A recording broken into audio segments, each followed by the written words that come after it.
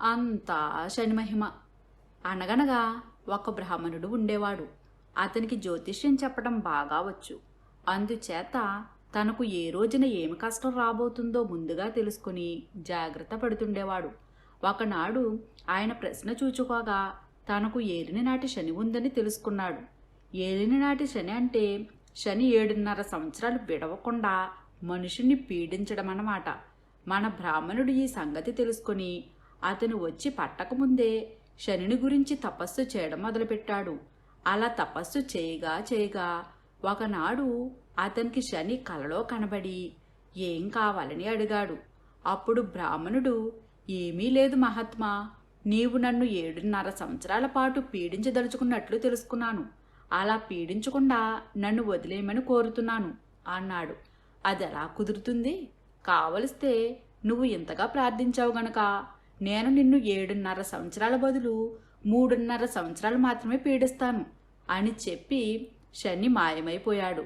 మన బ్రాహ్మణుడికి అప్పటికి తృప్తి కలగలేదు. తపస్సు చేయడం మళ్ళీ మొదలెట్టాడు. ఇదివరకటిలాగే మళ్ళీ శని కలలో ప్రత్యక్షమై, ఏమయ్యా బ్రాహ్మణ, ఇంకా ఏమైనా వరాలు కావాలా ఏమిటి? మళ్ళీ తపస్సు సాగించావు అని అడిగాడు. వరాలంటూ ఏమీ లేవు. నీ పీడ ఎలాగైనా నాకు లేకుండా చేయమని కోరుతున్నాను అన్నాడు బ్రాహ్మణుడు. వీల్లేదయ్యా, 1 ఏడాది పాటు మాత్రం పీడిస్తాను అని చెప్పి మాయమయ్యాడు శని. కాని బ్రాహ్మణుడు అంతటితో తృప్తిపడి ఊరుకుంటేనా మళ్ళీ మళ్ళీ తపస్సు చేయడం మొదలుపెట్టాడు. ఆఖరికి శని ఒకరోజు ప్రత్యక్షమై, ఏమయ్యా బ్రాహ్మణ, పాపం కదా అని 7.5 సంవత్సరాలు పీడించడానికి బదులు ఏడాదితోటే వదిలిపెడతానని వరమిచ్చినందుక ఇంకా నా వెంటబడి వేధిస్తున్నావు? ఇదే నా ఆఖరి వరం. 7 గడియలన్నా నిన్ను పీడించకుండా వదలను, ఇది ఖాయం. ఈసారి నువ్వు ఎన్నేళ్ళు తపస్సు చేసినా కూడా నేను నీకు కనిపించను. మర్యాదగా ఈ వరంతో తృప్తిపడు అని చెప్పి మాయమైనాడు.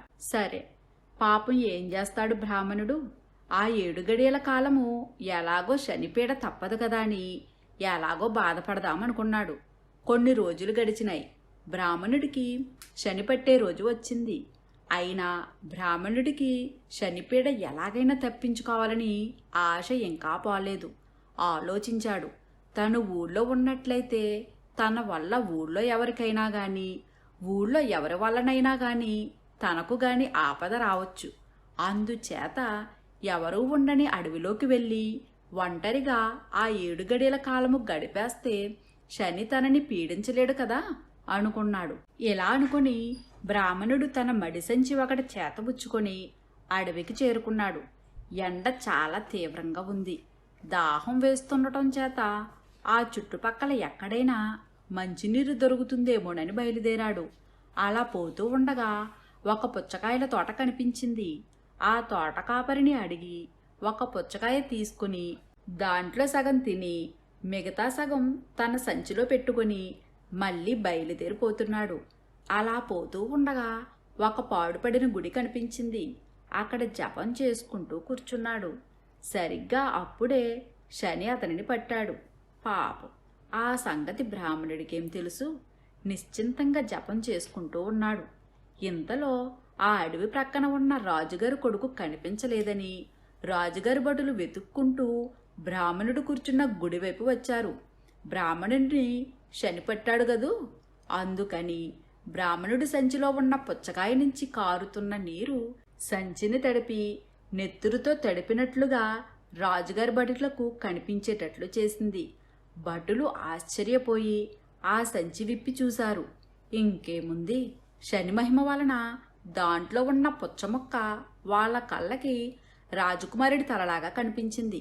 వెంటనే భటులు బ్రాహ్మణుణ్ణి ఆ సంచితో పాటు రాజుగారి ఎదుటికి తీసుకెళ్లారు. శనిగాడి మహిమ వలన రాజుగారికి కూడా పుచ్చముక్క తన కొడుకు తలలాగే కనిపించింది. ఇంకేం చూస్తారేం, తీసుకెళ్లి కొరత వేయండి ఈ పాపాత్ముణ్ణి అని భటులని ఆజ్ఞాపించారు రాజుగారు, కళ్ళ వెంట నిప్పులు కక్కుతూ. పాపం పుణ్యం ఎరగని బ్రాహ్మణుణ్ణి చూశారా? శనిపట్టేసరికి ఎలాంటి ప్రమాదం వచ్చిందో. భటులు బ్రాహ్మణుణ్ణి కొరత వేసే చోటికి తీసుకువెళ్లారు. అప్పటికి శని బ్రాహ్మణుణ్ణి పీడిస్తానన్న 7 గడియలు పూర్తయ్యాయి. 7వ గడియ పూర్తి కావటమేమిటి, అప్పటి వరకు రాజుగారి కొడుకు తలలా కనిపిస్తున్న పుచ్చమొక్కలా కనిపించడమేమిటి ఒక్కసారిగా జరిగినాయి. అంతేకాదు ఎక్కడో ఆడుకోవటానికని పోయిన రాజు కొడుకు కూడా అక్కడికి చేరుకున్నాడు. ఇదంతా చూసి రాజు చాలా ఆశ్చర్యపోయాడు. కొరత ఆపివేయించి ఇలా జరగటానికి కారణమేమిటని బ్రాహ్మణుణ్ణి అడిగారు. మొదటి నుంచి జరిగిందంతా బ్రాహ్మణుడు పోసగుచ్చినట్లు చెప్పి అంతా శనిమహిమ అన్నాడు. రాజు బ్రాహ్మణుడి జ్యోతిష్య పాండిత్యానికి ఎంతో మెచ్చుకొని ఆ రోజు నుంచి అతనిని తన ఆస్థాన జ్యోతిష్యునిగా ఉంచుకున్నాడు.